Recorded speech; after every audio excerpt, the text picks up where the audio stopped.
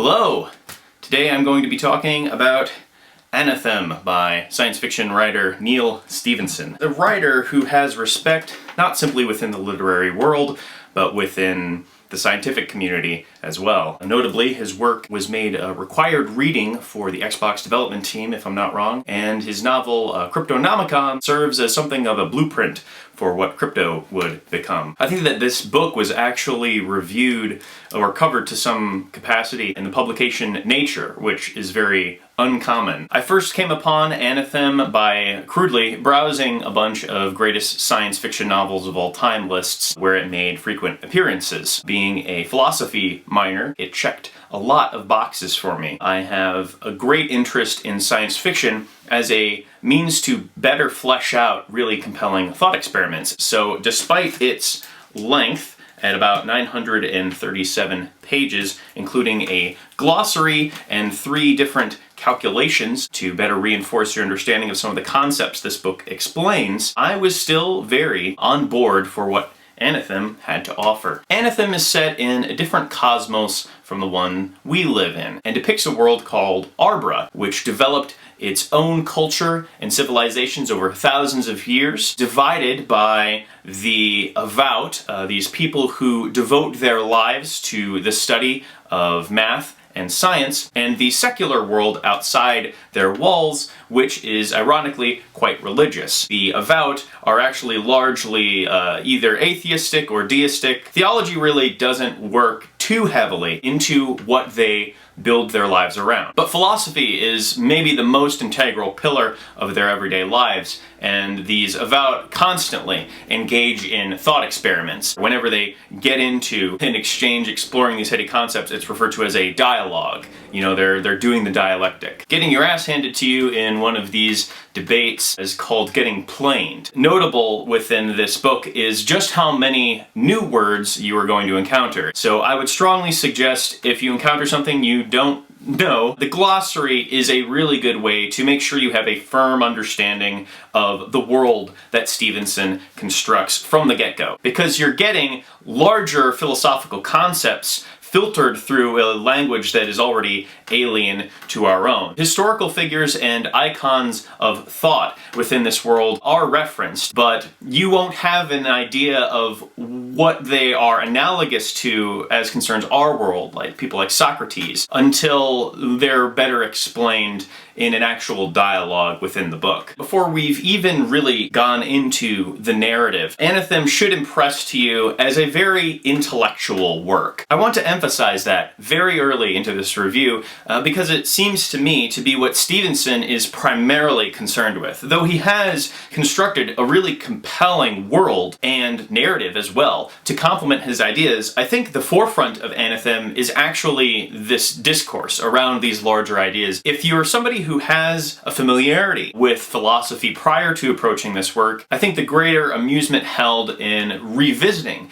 these thought experiments will be seeing how Stephenson illustrates them, but in a foreign setting. But if you are somebody who is not really familiar with any of the ideas that Stephenson is going to be discussing heavily, a lot of this being fresh, along with it being filtered through a rather difficult to wrap your head around language, is going to make the read a little bit challenging. The story of Anathem follows Fra Erasmus. Fra being the designation for an Avowed who is a male, Sur being that of a female. Erasmus is someone who was collected, meaning they came in from the secular world and joined to follow the disciplined lifestyle that they live there in pursuit of higher knowledge. Sometimes people from the secular world join to study for a limited number of years before leaving and taking what they learned to find employment in the outside world. At the start of the story, Erasmus is kind of conflicted. He's a little down in the dumps. There's hints that he's dealing with depression. Erasmus is very close to an older sort of mentor figure, Rollo. His friends Jezri, Arzabalt, and Leo are starting to decide for themselves what they want to study. He's lived in the convent for about 10 years or so and is approaching an event called Apert, lasting 10 days, interacting into the outside world. And these quadrants of about society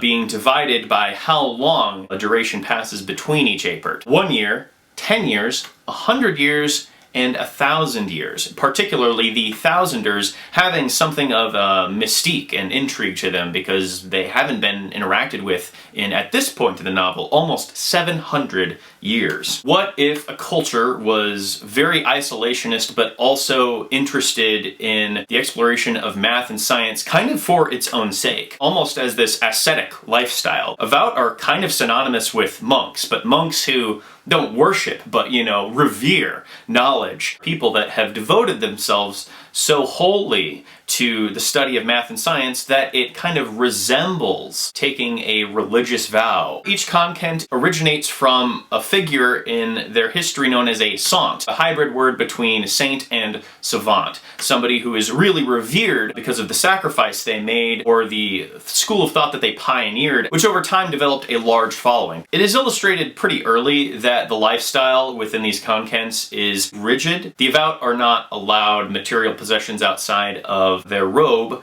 their cord, and a sphere. These things are made out of a material called new matter, invented long ago but heavily regulated for fear of what advent it will bring about. This seems to be a measure taken not only to restrict the use of new matter, but to also maintain focus on things outside of material possessions, and that extends to other weird things like the fact that they are sterile. The use of technology that fall outside of what the Avowed are allowed is heavily regulated. This way of life is flawed and creates frustrations within the Avowed, especially the young, who are kind of rebellious. The title of this novel, Anathem, a combination of the words anathema and anthem, refers to a punishment dealt out to one of the Avowed who has broken their vows and has been cast out of their society. These are very rare events, so when it does happen in this novel, it causes things to change drastically. After this Anathem, we get to explore the secular world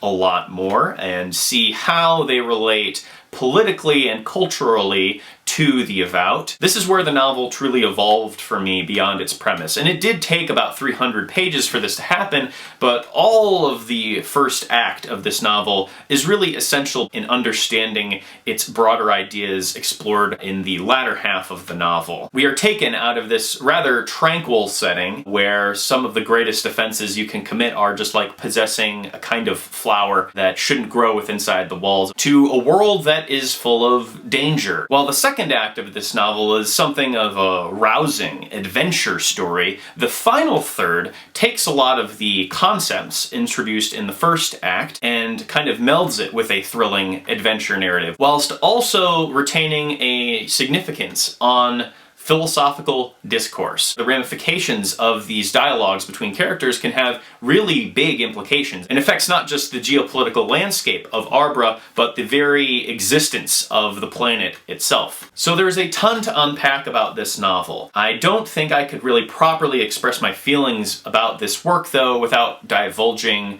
a lot of what happens in it. I would caution you, though, that it is a demanding read, and I wouldn't approach it casually the way that I did, trying to meet it for this month's requirement in my library's monthly book club, being a book with a one-word title. I really had to crunch to finish this in time for our discussion, which was just last night. Though I'm definitely setting myself up for failure next month, where the theme is a book featuring an animal, and I have decided to read fucking Moby Dick.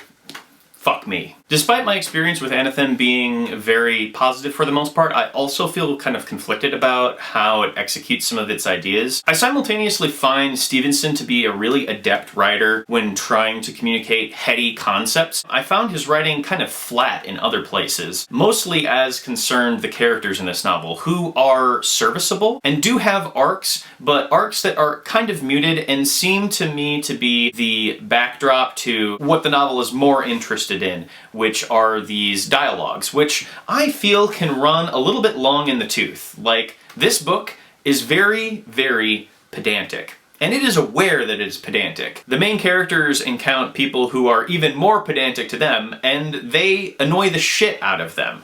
And yet simultaneously reading even their storyline is one that is akin to the experience of taking a philosophy class for the first time. If you come into a philosophy course with a very uncritically examined perspective on life and get into a discourse with the teacher who has a very robust understanding of the concepts they're trying to teach you, it can be a very similar experience. You can touch on the same idea again and again and have to illustrate it from a lot of different angles before these concepts really sink in. The thing that is more frustrating about Anathem is that it is filtered through this other language, which did come across as kind of silly to me, and not in the way that some other fantasy or science fiction novels do, where I acclimate to the vernacular over time. The naming convention for a lot of terms, just sort of these like winks at the audience, it kind of annoyed me actually. Its sense of humor is very logical. It very much resonates to me as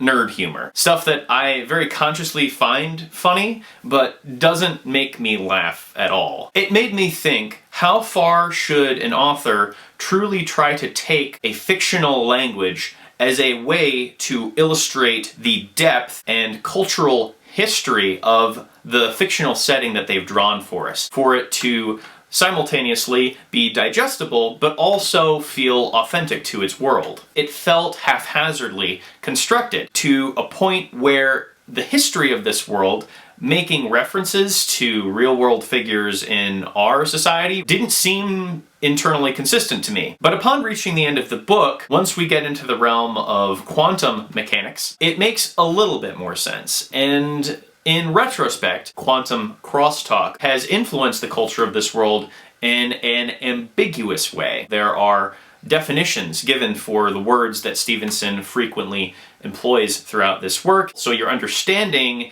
grows over time. But because of how referential these words are, the very nature of them as kind of like in-jokes amongst people who have an understanding of basic philosophy at least, they do come across, again, as very nerdy. It's nerd humor. In discussing the quantum mechanics explored in the final act of this novel, I am absolutely getting ahead of myself. What I mean to say by addressing that right here is that I bet Anathem would read a lot better on a second read. Some of these things that are more illustrated in the final act of this book, in retrospect, have actually probably been present in the very beginning. Or at least there are hints of it. For myself at least, I'm not entirely eager to jump back in to Anathem having just finished it, because of just how much of the novel is consumed in these dialogues. Especially if you already have the concepts with you, they can be kind of dull actually. I was hoping to find a deeper, enriching experience within the philosophical dimension of this work. I was surprised to find the most compelling sequences in the novel for me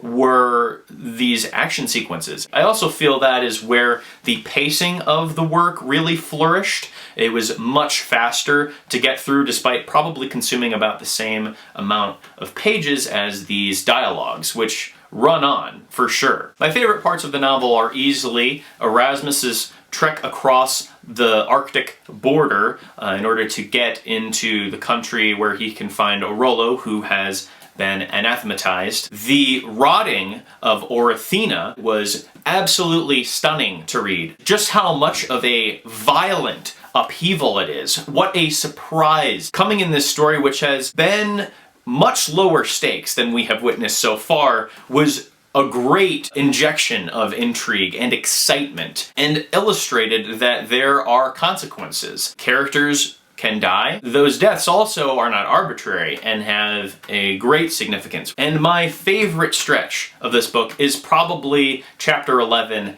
Advent, where the Avowed go into space and make contact with an alien race. The chapter following it, Requiem, is also really compelling because it more deeply explores the ideas of quantum narratives that Stephenson brings up, which also informs the form of the writing of this part quite heavily. This is, I think, Stevenson's greatest stroke of genius. Not only has he built up to this absolutely thrilling sequence, which is dangerous as fuck. The most complicated problems that our characters have to solve, where the stakes are also not just their lives, but that of all of Arbran society. The setting being the most unsparing you could imagine, that being space. Even the slightest bit of error could result in absolute disaster. And he tinges that with the sort of mental and physical exhaustion that the characters have reached over the course of this incredible journey, which has taken a toll. Something that I found to be a really interesting idea to explore if I were to reread this book is the notion of sleep as a means of communicating with other quantum realms. A character having a dream that outlines a metaphorical situation that also parallels what they're experiencing in the narrative at that point in time. I've always found that device to be kind of blunt, and unless it is communicated with great poetry, I don't find it works. But in this novel, it's really quite clever. After being so exhausted training to become an astronaut, drifting in and out of states of consciousness also seems to be Erasmus and the rest of the gang drifting in and out of states of reality. This is reflected wonderfully in the writing, which, while still having a firm grasp on what is happening, also describes things that couldn't be happening consequentially with one another. Don't make sense in a sort of temporal regard, you know? And just flows into them. Like there's one sequence before they even go out into space where a character is present and is engaging in dialogue who I didn't think was there. I thought that this character, Yule, was off in the secular world. And then it's stated a little bit later that Erasmus wishes Yule was there. But Yule has been interacting with them in this dialogue, so it's like they're probably already, at this point in the novel, crossing over into different timelines and interacting with other what-ifs to reach the most desired outcome. A natural extension, then, of this novel playing with narrative is that it has a quiet little garnish of metatexture. It plays with how we experience the story, asks us what is the sort of concrete narrative within these branching paths. And not only that, what is the true narrative, but can a true narrative even really be parsed when it has been influenced, so obviously influenced, by other possible but not equally real narratives. It prompts us to engage with the work knowing fundamentally that there is a layer of ambiguity filtered through everything we're experiencing, which comes as a bit of a surprise because for a lot of the novel, Stephenson very clearly communicates with us. I feel his style is very direct, almost detrimentally direct. It gives it almost like this artful quality that you can engage with it on more levels than you initially assume you can. To me, if there's any reason to read Anathem, it is to reach this chapter, Advent, and experience all of Stephenson's ideas compressed into one really riveting final set piece. One that lasts for 100+ pages, and it is just thrilling to read. It has, I think, all of the elements that the novel has going for it, and executes them all in fascinating ways. There were some moments of philosophical discourse that I did find interesting, like the interaction between Erasmus and Frau Lodegier, who is a total asshole, but who also has great acumen in the realm of debate, and so he's almost pitted as this loathsome rival. And their interaction with one another, televised to the world, was really gripping, especially after Erasmus has gone through grief at the loss of Arolo. It is in these moments where I found Erasmus to be a more compelling protagonist. He's not unlikable, he's actually quite logical, and he isn't as intelligent as some of the other members of the Avowed. I liked that he didn't have an immediate solution to everything, that he had to himself go through these dialogues in order to get on the same footing as some of his smarter peers. His tone of voice at the start is actually quite flat and logical. Even his description of how depressed and almost like kind of suicidal he has become doesn't really strike a chord right away, at least. It is once Arolo leaves that there is a greater sense of urgency to how he is describing things. The part of Erasmus's storyline, pretty down and out weak, is this romantic triangle that he forms with Sir Ayla and then his friend Fra Jezri. It's an afterthought. I don't really get much of a sense of romance between Ayla or Erasmus. There isn't, I would say, almost anything in the way of resolution to Jezri being scorned that Ayla ultimately, in the end, decides to be with Erasmus. The whole novel itself is bookended with their wedding. It came across as an indulgence in schmaltz and sentimentality that this book really doesn't have going for it. The tone and perspective of all of Anathem, I would say, favors logic over emotion. And so these moments of teen drama feel, especially on the scale of the story, incredibly small and almost not even worth having written in the first place. There are a couple of other elements like the romance that I feel Stephenson introduces and then really fails to take farther, though he reincorporates a lot and does take advantage of the 937-page length of this book in order to do that.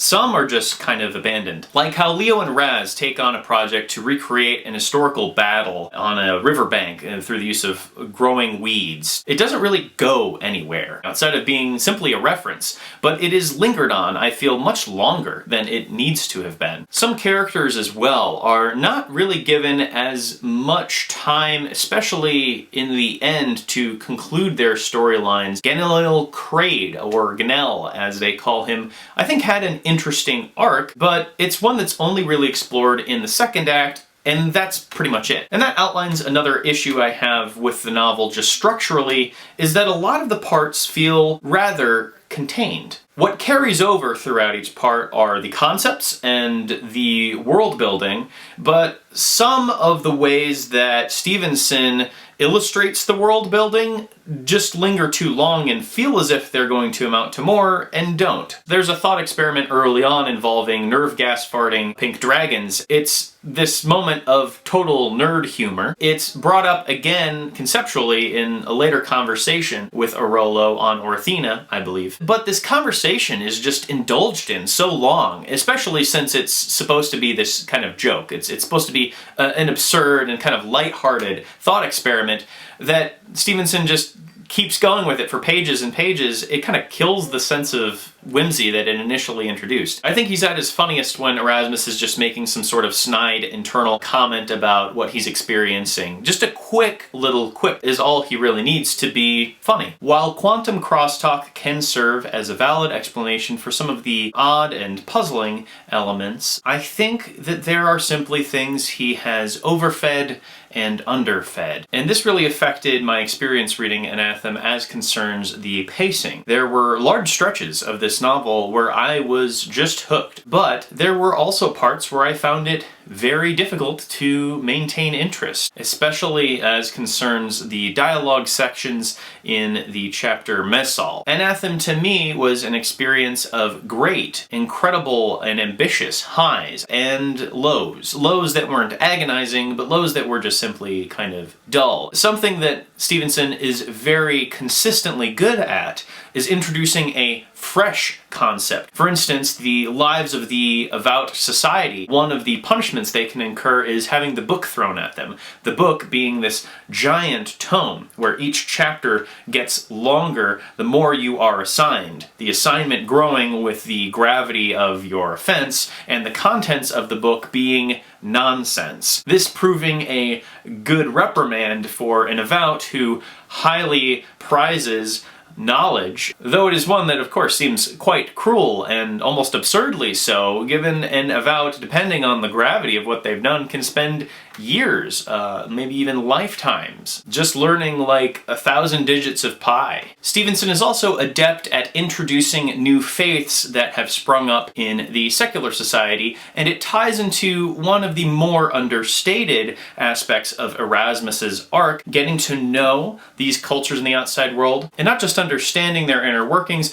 but understanding why people would be drawn to these systems of thought that to Erasmus seem clearly quite illogical. One such school of thought belongs to the Chalces, this religion that believes our reality is the dream of a prisoner who is being held before a judge, asked to recount his dreams, and if the moral content of his dreams proves virtuous, he will be allowed to live. But if it illustrates the malcontent in the hearts of its characters, then the judge will condemn him to death. And thus the instrument to bring about moral behavior, under this faith at least, is the knowledge that living a life of ill virtue will not just bring about your demise, but it will bring about the demise of all of reality. While Erasmus doesn't find this framework holds up to much scrutiny at all, he does begin to recognize how this faith and others have been able to appeal to people, and he has a growing respect for people from different